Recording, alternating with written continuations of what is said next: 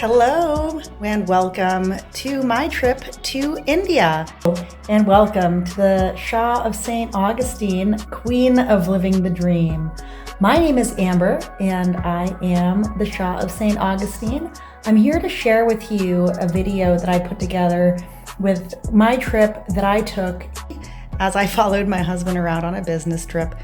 And I would just love to show you how we traveled around, going through all the different airports, heading over to New Delhi, little video documentary of my trip. Enjoy. Airports are so fun to travel and look around because there are some really amazing works of art inside airports. So I am from St. Augustine, so we started in St. Augustine, Florida, going out of the Jacksonville airport up to Philly, and from Philly we went to Doha in Qatar, and from there to New Delhi. I went on a business trip, but it was a lot of socializing. So come on my trip with me and see what I saw in India. We visited many places in India, various parts of the country. So if you were like in America, if you could imagine starting in like St. Louis and then going up to Chicago and then over to Indianapolis and then over to LA and then over to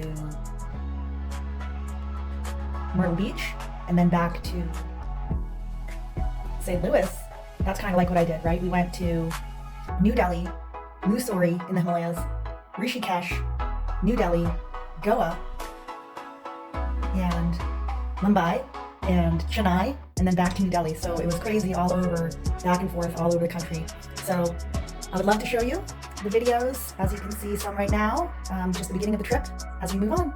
All right, follow along. Look at that naan bread though, oh my gosh. We drove around a lot, so between Delhi and the Himalayan mountains, I took a lot of videos of just having been sitting in the car. So we saw some really cool people and animals and livestock and free roaming animals like monkeys and cows. And I thought it was pretty cool. I really love looking at them and seeing them for free roaming and hearing about how the farmers there take care of them.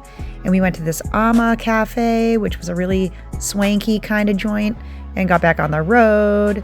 And while we were driving, I was seeing all these different signs, and I would make comments and talking in conversation with our driver and our friends. And we came up to a zip lining area, and when I told them I wanted to, they just pulled over. All right, you guys, I am in the Himalayas, and we are going to go zip lining somewhere around here. It's gonna be totally awesome. Who's ready? All right, bye. But seriously, this thing was so creaky and crackly and rusty. I was a little bit scared, but I did it anyways. How'd I do? The coolest part though was that at the end of the zip line you had to get back, and instead of zip lining back there was a bicycle. So this bicycle literally just had these rims with no tires, so the rims were on the wire and it took a really long time and I was pretty scared. But then my husband did it too after I did it, and he saw that I didn't die, so he was happy, and then he was willing to do it too. But I think also his buddies were making fun of him, so if he didn't do it, I don't know how he'd get through the next meeting. So I think he had to, but good job, honey. That was a really fun way to stretch our legs and get out of the car as we continued driving up the Himalayan mountains until we were almost at the top. And then we continued, and then we got to the top and we were at the hotel, so we were able to check in and take a look around. This hotel was really beautiful. It was definitely a high-end 5-star sort of hotel, and they had these guards that had these really cool uniforms and these really beautiful mustaches, and their restaurant was just amazing. They had a tea time at 4 o'clock and all the awesome British things that were brought to India over 100 years ago that continue to be traditional now. But look at this view, oh my gosh. And then the room, there were so many beautiful little antique kind of accessories inside there. It was just really cute. I think that my husband's buddies got us set up in a honeymoon suite. So they had this beautiful view and some accoutrement like balloons and snacks. The grounds of the hotel also had a greenhouse and some really beautiful flowers. When we got out of the hotel area, we were able to rent some scooties, and we got out and about on the scooties. And at one point, my husband and I got lost from our buddies, and we thought we were going to be alone forever, but we saw some monkeys and knew that all was not lost. There's my husband's buddy right there. I rode on the scooty with him, and my husband rode on the scooty with the other buddy, and that's the Three Musketeers. They had such a good time. It was fun to watch him and his buddies hanging out and doing work stuff. I also got to catch a yoga class, so that was really fun. And then we finally made it out to Rishikesh, where we saw the Ganges rivers and also got to do some more Rishikesh related awesome stuff. As you may be aware, I am a certified yoga instructor, so I have been dreaming of going to Rishikesh, aka the home of yoga, for 13 years, ever since 2011 when I became a yoga instructor. But check this out. So we crossed the Ganges on this really fun bridge that like waved in the wind. It was like a cable bridge. There's me and my husband taking a selfie as soon as we got to our hotel. And we caught an arati. So when I was at the yoga ashram, every night we did an arati. It's like a blessing with the flame. So you offer the flame to the deities, to the gods, right? And it's like a Hindu kind of practice here. And it's just beautiful. And it made me feel so good. I just loved it. And I want to cry. So I'm so happy that I got to go see an arati over in Rishikesh and got blessed by a monk in Rishikesh. Oh my gosh, I'm getting goosebumps just thinking about it. And they did all these fun chants, which are usually from the Bhagavad Gita's, they're bhajans, they're like chants. So they chant and they do the flame and you do prasad, and then you get an offering of like fruit or like a snack or some nuts or something. You can just go ahead and put their nuts in your mouth, and then you get to go ahead and do some prayers and some more watching them play with their fire. And there were so many of them. It was really cool. It was actually a pretty big deal because Diwali was at this time. Diwali was coming up, and that is a very big, important time of year for people in India. It's a national holiday. So a little shout out there for that. And that's me getting to hold the Arati flame. Look at how big these flames, you guys. Oh my God.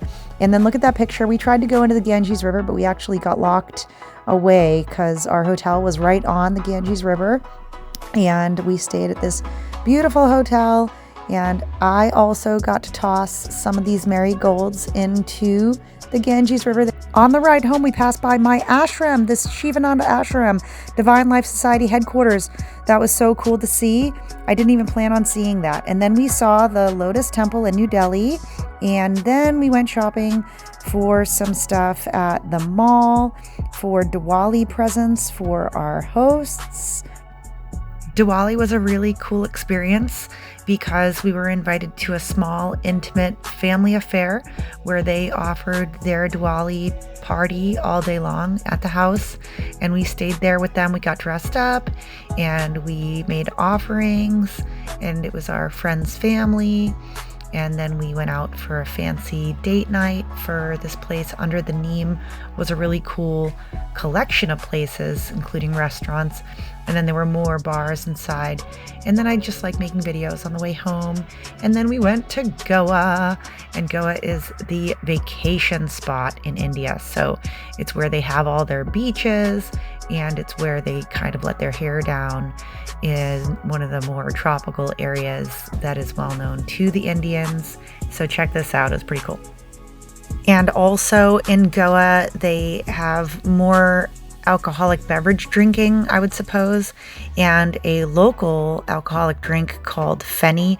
So at the hotel when I was there, I had to try some Fenny, and it was funny because I took it like a shot, like a vodka shot, and these guys were looking at me like I had three heads. So I guess you usually drink it with like a Sprite kind of drink, which would be like a lemon lime soda, and then mix that together, which actually reminds me of a Korean soja. But this is the O Hotel, and it's right on the beach, and it's next to this calamari bar. They have their own infinity pool and then their outdoor bar over there. We were walking around. There are a lot of stray dogs, lots of beautiful trees to look at. And this area is well known because it was overtaken by the Portuguese hundreds of years ago. And there's this Aguada fort. So it's like a Portuguese style fort. And then there's lots of fishermen here in Goa, and they were all invaded by the Portuguese, and they got their freedom from the Portuguese and the British. And then these guys, I was taking some photos. These guys wanted to take my photo for me. It was cute. I was trying to roll down that stairway thing, and then this guy had, oh my gosh, a voice like butter. I don't know who this guy was. I was trying to take his picture so I could get his name, but I was too shy to get too close. But he sounded so good. I was at the curry house over in Goa. It was beautiful. And then we went to LPK, Love, Passion, Karma, a nightclub. And the next morning we went on a beach walk, and we saw all these dogs on the beach, which is fine. But then we also saw lots of fishermen, and these guys had this giant net here. They spent so long, and then others came and helped them out. It was so cool, the teamwork. I couldn't tell if they all worked together, but either way, they were working together, and that's a fact. And then we got to see all of their fish that were in their net, and even some snakes and some other stuff. Here's my little baby banana at the hotel, and I had so much fun on this little trip here in Goa. The only thing I would say, I did not enjoy this deodorant that I tried. Lumi was really bad. Negative. Lumi. Boo. Anyways, but Walk and Roll was cool. They had this beverage of the week that was made out of cricket bats. The barrels of the rum was made out of cricket bats. And then this place, Romeo Lane, was a really cool nightclub kind of beachside restaurant. Very fancy and very long private walkway to get in there. It was pretty unique and very swanky. And then driving around, we went to a casino night boat and did casino night on the boat. That was fun. We actually went a second night, another night, but the first night was enough. And we were right on the beach, so it was so beautiful to see all this beachy stuff. And then here is the Mumbai airport. They had some pretty cool stuff in Mumbai a long time ago. What's up with that? Anyways, but I've got to say, did you know that Mumbai is the number 4 most populated place in the whole world? 2024, that's a fact. Or 2023 when I was there. So, dude, I always been to a lot of places. And when I was in Mumbai, I was like, this is the most heavily populated place I've ever been to in my entire life, son. But here's the Gate of India. Apparently very famous. I was over there taking some pictures, and then somebody asked me to take my picture with them. So that was kind of fun. I was like, I wonder who they think I am. And then we met my husband's friends at this restaurant called Khyber. It was a very beautiful restaurant, and I met this beautiful friend here, and we are astral twins, and we are in touch forever. And I went and tried on some fun dresses, trying to find a dress for our friend's Bibi's 1-year birthday party. And this is the Mumbai airport, which was beautiful, and it was so cool to take all these pictures and videos of all this awesome stuff inside the airport. Again, I was saying airports are so cool. So we made it to Chennai, which is on the east coast. And over here was also very tropical as well. It's the southeast of the country. And when we were here, I was able to do a little tiny bit. I think we were here for like literally 24 hours or less.